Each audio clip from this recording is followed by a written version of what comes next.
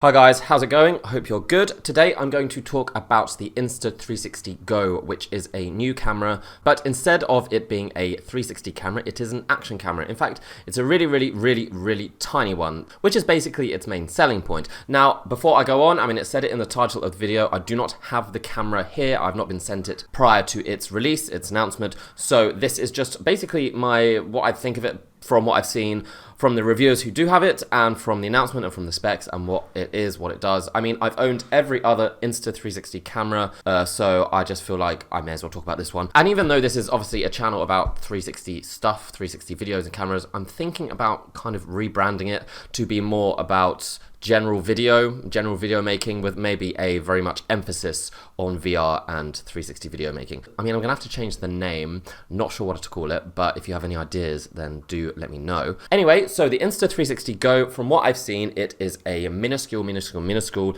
very small action camera. Now, this is like their marketing video I'm going to show you here. Basically, I think its main selling point is you don't have to hold it. It magnetically attaches to a little keychain necklace, and you can go about your daily business and have it film kind of B-roll, or just film what you otherwise wouldn't want to like hold a camera for. So it's a lot more user-friendly. It can just film hyperlapse, slow motion, all that kind of stuff.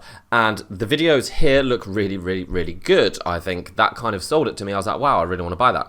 The specs, let's have a look at this. Specifications. So it weighs 18.3 grams, which is ridiculously light. That is basically they're pushing this a lot, that it's super small, super light, which is why it can just attach to your body pretty much anywhere magnetically, or anywhere on like a magnetic surface. It has various resolution options, but they're all kind of weird.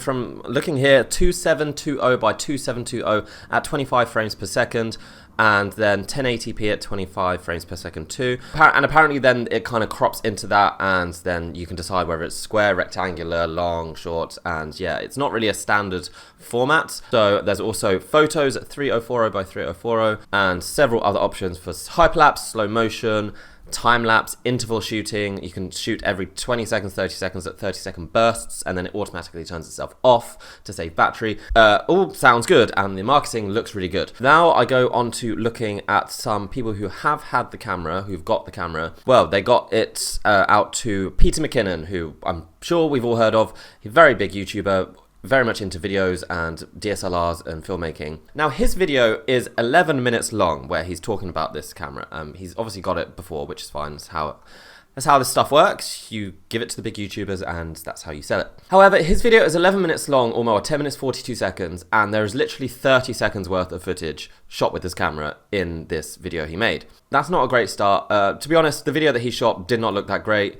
It's obviously working in terms of it attaches to your body and you don't have to worry about it, and it's very convenient, but the actual video quality does not really impress. But what bothers me is that and this happens for all companies and all products, but it looks nothing like what the marketing video looks like. I guess less than 30 seconds worth of footage that he's shown us shot with this camera. So that's not a great start. Potato Jet. Now, I really like this guy. I love his videos.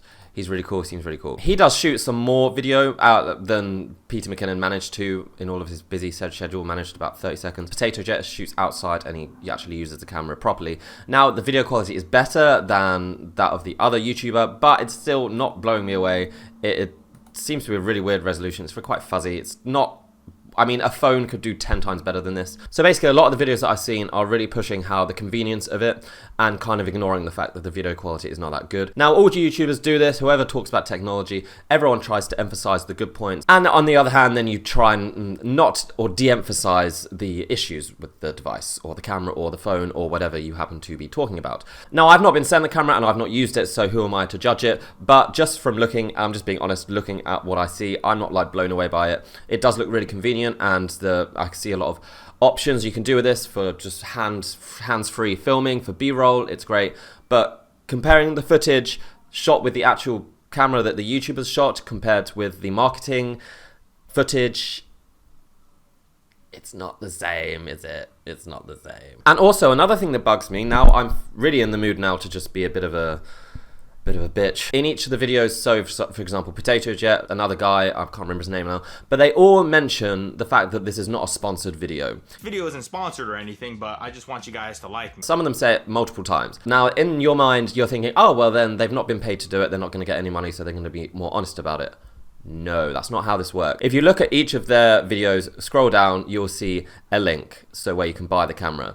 So regardless of the fact that they're not being paid to make the video, so therefore it's not a sponsored video, therefore they can say that, they are going to be earning money every time someone clicks that link and buys that product or buys the camera. So they're still going to be highlighting the good points. They're not going to be talking about the bad points. They're not going to be completely honest. I'm not saying they're lying, but they're going to emphasize, embellish the good point. I've probably done it before, I'm sure I have done it before, where I've said this is not a sponsored video, but posted an affiliate link in the description, and I apologize if I've done that, because now looking at it from like the point of a consumer who might want to buy this, and knowing, being in the business for the past few years of YouTube and, you know, reviewing products, it just annoys me that I can just see right through it, and I just want you to be able to do the same, because they are still making money from this product regardless of the fact that it's not sponsored. So that's absolute bullshit. Do not, if a big YouTuber is reviewing a product, in some way they are going to make money out of it, otherwise they would not bother. Anyway, back to the camera. Now what it does have, the Insta360 is really good at, is this stabilization, which I think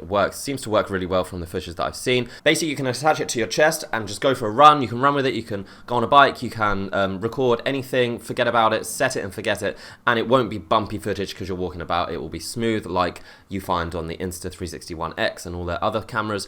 That stabilization seems to be working really well. Now the idea I think is amazing. It's a really good idea and I think it will catch on. However, the video quality, you got to admit, it's not that good. For Instagram and Facebook, for small screens, this lower quality video really does not make a difference. It's more about what you film, what you say, what you do, than the actual quality of the video. Video quality isn't actually that big of a deal. I just don't want to like be the person who doesn't mention it. And I have bought this camera, I have ordered it, but it's going to take a couple of weeks for it to arrive. So when I do get it, I am going to use it, and I think maybe it will work really well in tandem with something like the Insta360 One X as a kind of B-roll footage. I like the idea of the camera, it seems really good. This is just my first impressions based on the facts, what I've seen from the marketing and comparing it to the other cameras that this company has made. And it was just annoying me that everyone was being so positive about it and not mentioning any of the bad points, which are just so obvious. But the idea is great. It looks quite cool. I will still buy it and give it a shot. If I don't like it, I'll give it away. So you can look forward to that. I will be back with one of these cameras soon, and I'll probably test it out and see how it does. Maybe I'm completely wrong and it's actually really amazing. So let me know what you think of this camera. Are you going to buy it? Have you ordered it? Do you think that it is a good idea? Do you think that there is an issue with the quality of the video, or does it not really matter because you will be able to shoot some really cool shots with it, unique shots anyway. Stay tuned, subscribe if you want to see more about this camera coming up and some other cameras that I've got in the pipeline. But yeah, until then, I'll see you around. Bye.